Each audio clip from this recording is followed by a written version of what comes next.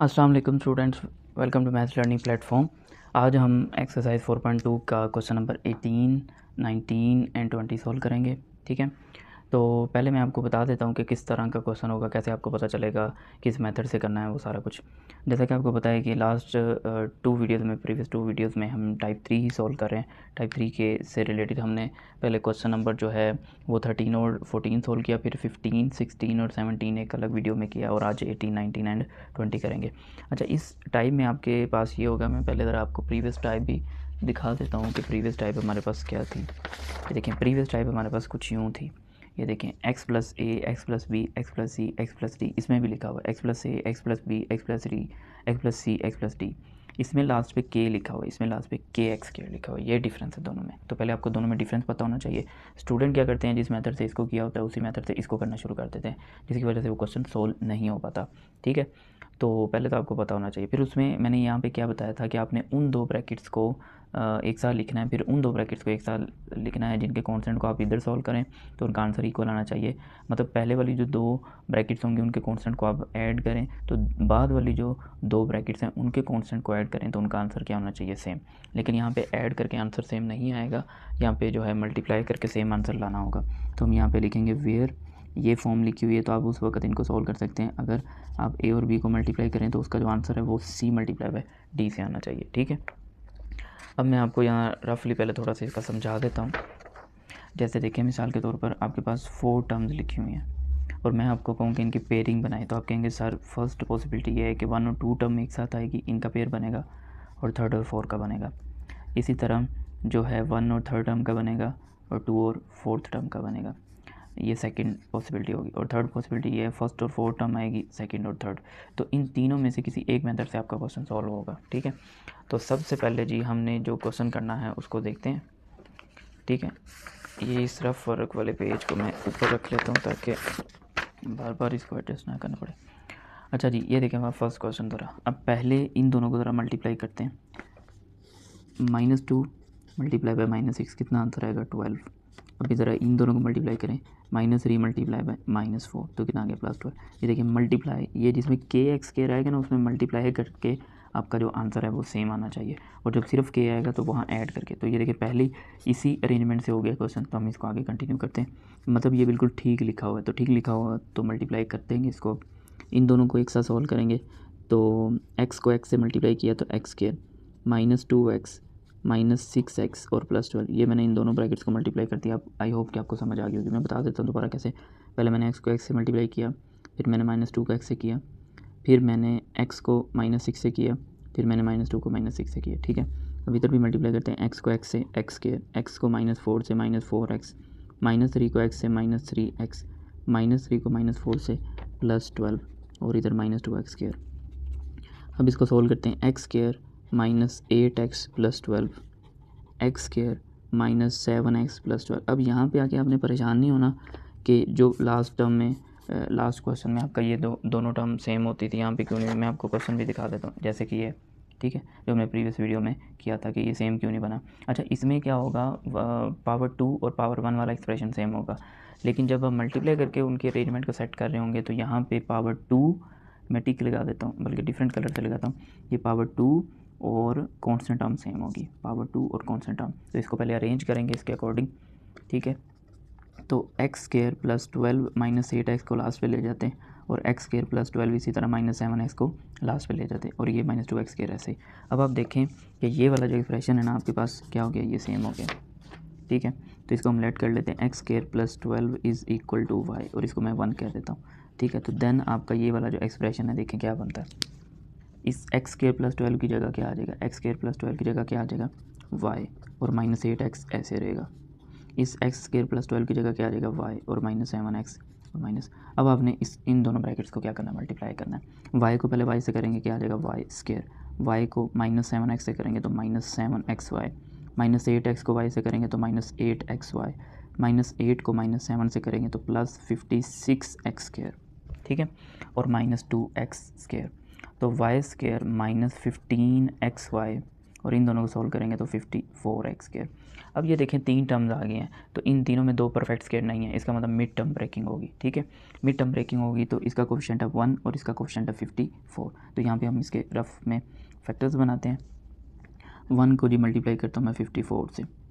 अब 54 वो नंबर है जिसके हमने फैक्टर बनाने हैं, और फैक्टर ऐसे होने चाहिए जिनको मैं मल्टीप्लाई करूँ तो 54 आए, लेकिन ऐड या सब्ट्रैक्ट करूँ तो -15 आए। तो कैलकुलेटर से एंजॉय करते हैं हम इनको। 54 को पहले मैं 2 के टेबल पे करता हूँ, कैलकुलेटर ऑन ही नहीं किया, तो 27 आया। अब ज़रा 27 और 2 को ऐड करें, कितना होता है 29, माइनस करें कितना होता है 25, लेकिन हमें तो चाहिए 15। 54 को 3 के टेबल पे करें, 18 और 3 यस। तो स्टूडेंट इसको देख के ना 18 और 3 को माइनस करें तो 54 आता है, बिल्कुल आता है 54।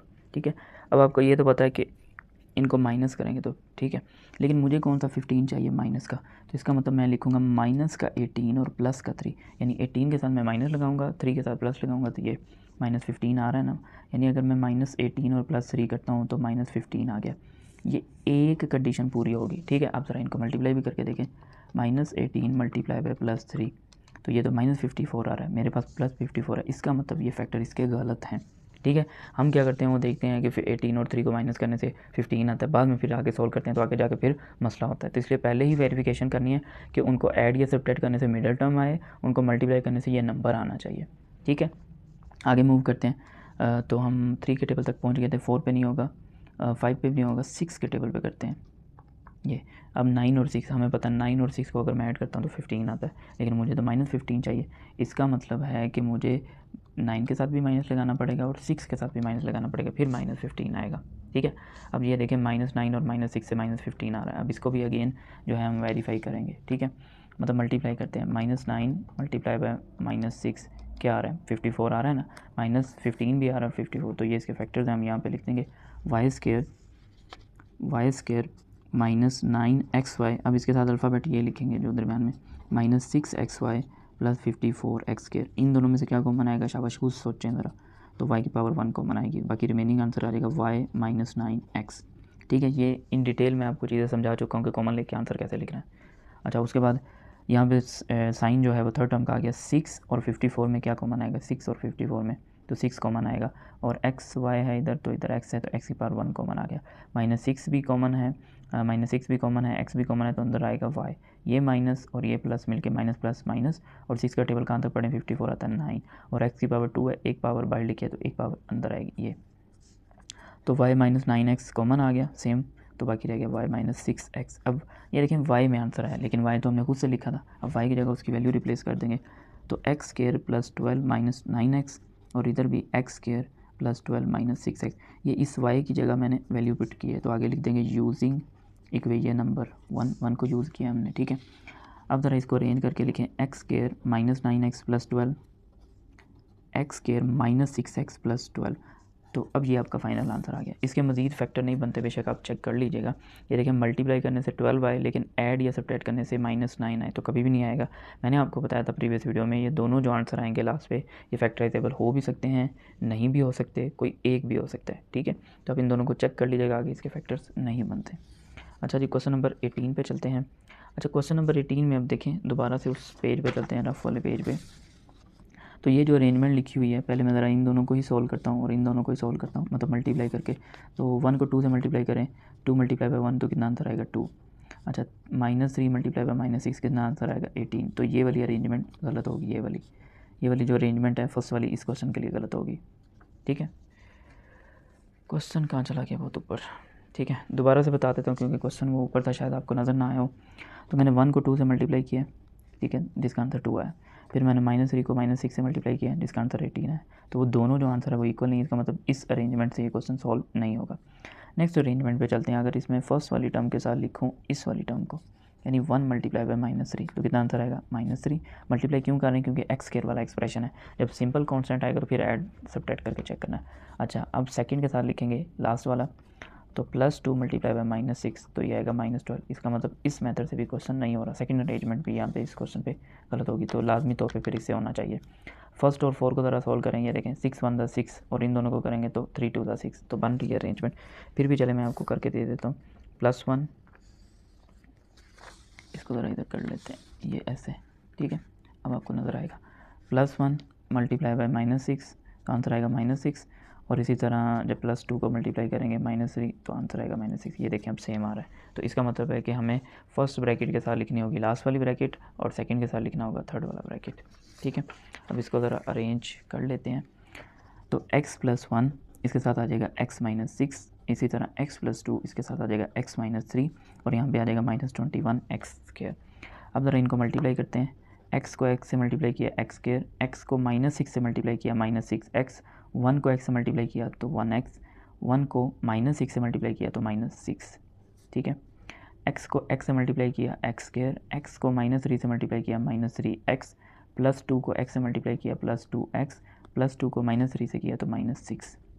ठीक है, अच्छा जी अब इसको सोल्व करते हैं। इन दोनों को सोल्व करूँगा तो -5x आएगा और -6, इन दोनों को सोल्व करूँगा तो -x आएगा।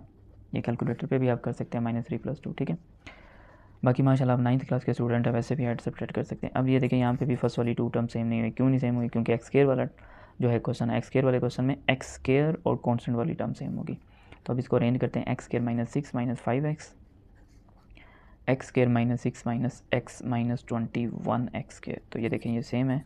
तो इस फैक्टर को हम क्या करेंगे, लेट कर लेते हैं, यानी हम यहाँ पे लिखेंगे let x² -6 is equal to y, इसको कह देते हैं 1। तो देन आपका ये वाला जो एक्सप्रेशन है ये क्या बन जाएगा, और से देखें ज़रा, ये एक्सप्रेशन आपका बन जाएगा y, इन दोनों की जगह क्या आ जाएगा y -5x। ठीक है, और यहाँ पे क्या आ जाएगा y -x -21x²। ठीक है, अब ज़रा इसको मल्टीप्लाई करते हैं। y को पहले y से क्या आ जाएगा y², y को -x से क्या आएगा -xy, -5x को y से -5xy, -5x को -x से +5x² और ये -21x², ऐसे ही। ठीक है, अच्छा ये हो जाएगा y², इन दोनों को जब मैं सॉल्व करूँगा क्या आएगा -6xy, इन दोनों को जब सॉल्व करूँगा तो क्या आएगा -16x²। हाँ, अब ये एक इंटरेस्टिंग क्वेश्चन है। अब ये देखें, जब हमने टाइप्स पढ़ी थी स्टार्ट में, तो ये आपको इस टाइप जैसा क्वेश्चन लग रहा होगा, ये वाला क्वेश्चन, ये वाली टाइप जैसा, ये देखें। ठीक है, बल्कि इसको मैं इधर लेके आता हूँ, इसको इधर ऐसे। तो ये मैंने बताया था जब भी 3 टर्म आएगी 2 परफेक्ट स्क्वायर होंगी, इस मेथड से होगा। लेकिन मैंने ये भी बताया था 2 perfect square with positive sign, ये तो नेगेटिव साइन है, तो इसका मतलब इस टाइप से नहीं होगा। तो ये किससे होगा फिर, मिडल टर्म ब्रेकिंग से। ठीक है, तो मिडल टर्म ब्रेकिंग मेथड से इसको सॉल्व करेंगे। तो फर्स्ट वाला जो कोफिशिएंट है वो 1 है और लास्ट वाला -16 है। तो इन दोनों को जब मैं मल्टीप्लाई करूँगा तो कितना आंसर आएगा -16। अब मुझे -16 के फैक्टर्स चाहिए। चले माइनस को अभी इग्नोर करते हैं। 16 के फैक्टर्स चाहिए जिनको मैं जो है मल्टीप्लाई करूं तो 16 आए, लेकिन मैं उनको ऐड या सब्ट्रैक्ट करूं तो मुझे 6 मिलना चाहिए। तो स्टार्ट करते हैं जी। 16 डिवाइड बाय 1 क्या आंसर आएगा 16। अब आप देखें, अगर ये 16 को यहाँ पे भी मैं लिख देता हूँ, अगर 16 को मैं 1 के टेबल पे डिवाइड करता हूँ तो आंसर आता है 16। अगर मैं इन दोनों को जो कि हमारे फैक्टर हैं इनको ऐड करूँ कितना आता है 15, माइनस करूँ कितना आता है ऐड करूँ कितना आता है 17, माइनस करूँ कितना आता है 15, लेकिन मुझे तो चाहिए 6, तो इसका मतलब ये फैक्टर इसके गलत हैं। तो अब जी मैं 16 को जो है डिवाइड कर देता हूँ 2 के टेबल पे, कितना आंसर आएगा 8। ठीक है, तो यहाँ पे लिखेंगे 16 डिवाइड बाई 2 8। अब मुझे पता है कि 8 और 2 को मैं माइनस करूँगा तो 6 आ जाएगा, तो इसका मतलब फैक्टर मिल गए।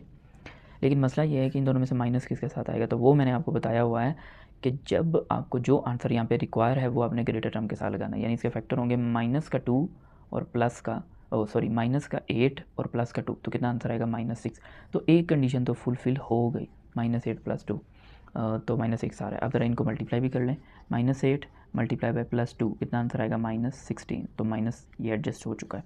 अच्छा एक और बात याद रखिए, अगर कोई स्टूडेंट कहता है कि सर आपने ये फैक्टर निकाले, मैं इसके अलावा कोई फैक्टर बनाता हूँ जो कि सेम कंडीशन को फॉलो कर रहा होगा, तो कभी भी ऐसा नहीं होगा।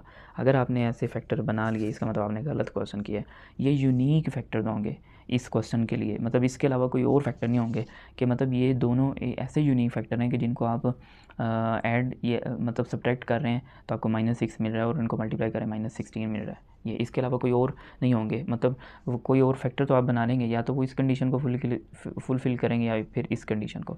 ठीक है, तो फैक्टर तो आगे जी हमारे पास -8xy और +2xy -16x²। अच्छा जी इन दोनों में से क्या कॉमन आएगा, y कॉमन आ गया, तो बाकी क्या रहेगा y -8x। यहाँ पे प्लस का साइन आएगा 2 और 16 में से क्या कॉमन आएगा 2, एक्स की पावर 1 और एक्स की पावर 2 क्या कॉमन आएगा एक्स की पावर 1, तो बाकी रह गया वाई और प्लस माइनस माइनस 2 का टेबल कहाँ तक पढ़ें कि 16 आए तो 8 और एक्स की पावर 2 है, एक पावर बाहर है तो एक पावर अंदर आएगी। तो ये देखिए हमने फैक्टर सही बनाए थे, दैट्स वाई ये ब्रैकेट भी सेम आई है। तो y माइनस 8x और यहाँ पे y प्लस 2x, तो y तो हमने खुद किसी का नाम रखा था तो वो वैल्यू इधर पुट कर देंगे, x square minus 6 minus 8x और इधर भी x square minus 6 plus 2x। यहाँ पे मैं लाइन लगा देता हूँ क्योंकि ये रफ फ़र्क था। अच्छा ये यहाँ पे आप रेफरेंस दें आगे कि ये आपने 1 को यूज़ किया। अब जरा इसको अरेंज करते हैं, x square minus 8x minus 6, x square plus 2x minus 6। अब ये आपका फाइनल आंसर आ गया है। ठीक है, ये मज़ीद फैक्टराइजेबल नहीं है, इनकी मज़ीद मिड टर्म ब्रेकिंग नहीं होती, बेशक आप चेक कर सकते हैं। ठीक है, अब जो है इसका रह गया क्वेश्चन नंबर 20, वो सॉल्व करते हैं जो कि दिखने में इंटरेस्टिंग और करने में उससे भी ज़्यादा इंटरेस्टिंग है। अच्छा जी, ये हमारे पास क्वेश्चन नंबर 20 है। ठीक है, जैसे कि आपको दिखने में लग रहा है कि बाकी दोनों क्वेश्चन से डिफरेंट है। कैसे डिफरेंट है यकीनन आपको अच्छे से क्लियर हो रहा होगा, मैं आपको ज़रा दिखा भी देता हूँ। ये देखें कि इसमें ये था कि x जो वेरिएबल था वो हर ब्रैकेट में पहले था, इधर भी ऐसे था, लेकिन यहाँ पे कांस्टेंट पहले, तो इससे आपको परेशान और घबराने की कोई ज़रूरत नहीं है, डरने की भी कोई ज़रूरत नहीं है। ठीक है, कुछ भी मुश्किल नहीं है। तो ये देखें ज़रा, तो आपने मतलब वो सेम सिनेरियो ही यूज़ करना है कि आप इन दोनों कांस्टेंट को ज़रा मल्टीप्लाई करें, कितना आता है। इधर मैं लिखता हूँ 5 मल्टीप्लाई बाई 2 कितना आएगा 10। ठीक है, अब ज़रा इन दोनों कांस्टेंट को मल्टीप्लाई करें, 10 मल्टीप्लाई बाई 1 कितना आंसर आता है 10। तो ये तो पहले से अरेंजमेंट जो है वो अच्छे से लिखी हुई है, तो हमें इसको अरेंज करने की ज़रूरत नहीं है। जो कि मैंने आपको ये 3 अरेंजमेंट बताई थी, या तो क्वेश्चन इस अरेंजमेंट से सॉल्व होगा, या फिर क्वेश्चन इस अरेंजमेंट से सॉल्व होगा, और या फिर क्वेश्चन इस अरेंजमेंट से सॉल्व होगा। तो यहाँ पे तो ऑलरेडी बनी हुई, तो ये ना अरेंजमेंट बनी हो आप ख़राब करके उल्टा सीधा करके तो फिर अरेंजमेंट सही करें, वो टाइम वेस्ट नहीं करना। ठीक है, तो अब जी इन दोनों को ज़रा मल्टीप्लाई करते हैं। 5 को पहले 2 से मल्टीप्लाई करते हैं 10, 5 को x से मल्टीप्लाई करूँगा तो 5x, माइनस एक्स को 2 से मल्टीप्लाई करेंगे माइनस 2x, माइनस एक्स को x से मल्टीप्लाई करेंगे तो माइनस एक्स स्क्वायर।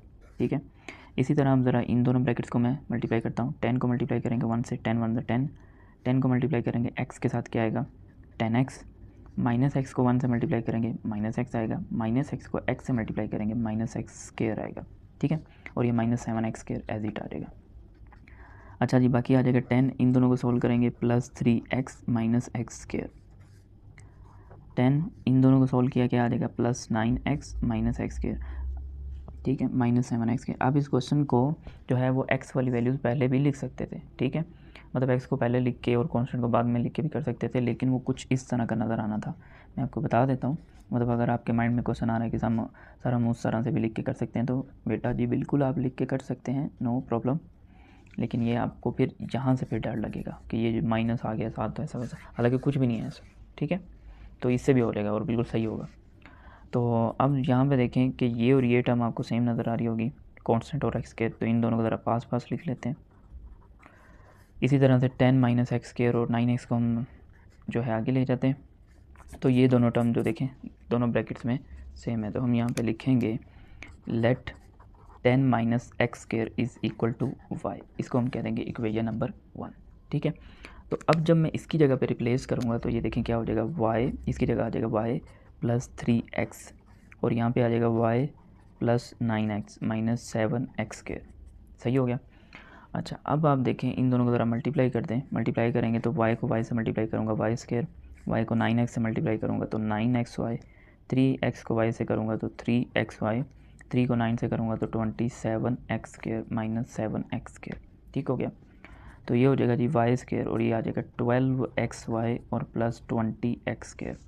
ठीक है, अब यहाँ पे देखें 2 परफेक्ट स्क्वायर नहीं है, इसका मतलब है कि वो आपका ये जो आपके पास टाइप थी जो कि बार बार आपको मैं दिखा रहा हूँ, इस टाइप से ये क्वेश्चन सॉल्व नहीं होगा, तो मिड टर्म ब्रेकिंग से होगा। तो मिड टर्म ब्रेकिंग करते हैं, इसके फैक्टर ढूंढता हूँ मैं। फर्स्ट का क्वेश्चन है 1 को 20 से मल्टीप्लाई करें तो आंसर आता है 20। अब 20 के मैंने फैक्टर बनाने जिनको ऐड या सब्ट्रैक्ट करने से 12 आए, लेकिन उनको मल्टीप्लाई करने से क्या है 20 है। तो 20 को पहले हम करते हैं 1 के टेबल पे, आंसर आएगा 20, फैक्टर होंगे ये दोनों। इन दोनों को अगर मैं ऐड करता हूँ तो आंसर आता है 21, माइनस करता हूँ तो 19, लेकिन मुझे दोनों नहीं चाहिए, मुझे तो 12 चाहिए, तो ये हो गया गलत। 20 को मैं डिवाइड कर देता हूँ 2 पे, आंसर कितना आएगा 10, तो 10 और 2 को ऐड करने से 12 मिल रहा है, और वो दोनों 10 और 2 दोनों क्या होंगे प्लस होंगे, तो फिर 12 बनेगा। ठीक है, और आप इन दोनों को मल्टीप्लाई भी कर सकते हैं तो प्लस 20 आएगा। तो यहाँ हो जाएगा y square plus 10xy plus 2xy plus 20x square. तो इन दोनों में से क्या कॉमन आ रहा है, शाबाश खुद सोचें ज़रा, y कॉमन आ रहा है, ठीक है। y की पावर 1 कॉमन आ रही है, तो y की पावर 2 है, 1 बाहर लिखी हुई तो 1 अंदर आ जाएगी, और इसमें से y कॉमन लिया हुआ तो 10x प्लस, अच्छा 2 और 20 में से 2 कॉमन आ गया, और x की पावर 1 और x की पावर 2 में से x की पावर 1 कॉमन आ गया, तो बाकी रह गया y, और 2 का टेबल कहाँ तक पढ़ें कि 28 10, और यहाँ पे आएगा x। ये देखिए हमने फैक्टर सही बनाए थे, दैट्स वाई ये ब्रैकेट भी सेम आई है। तो अब ये ब्रैकेट को हम क्या करेंगे, एक दफ़ा लिखेंगे, यानी इस पूरे एक्सप्रेशन में से ये और इस पूरे एक्सप्रेशन में से ये कॉमन आ गया, तो बाकी क्या बचा y, और बाद में क्या बचा 2x। तो अब देखें y तो हमने किसी और का नाम रखा हुआ था, वो इधर पुट कर देते हैं, तो ये आ जाएगा 10 minus x square plus 10x, 10 minus x square plus 2x, ठीक है। इधर हम लिख देंगे ये हमने क्या किया, यूजिंग 1 को यूज़ किया।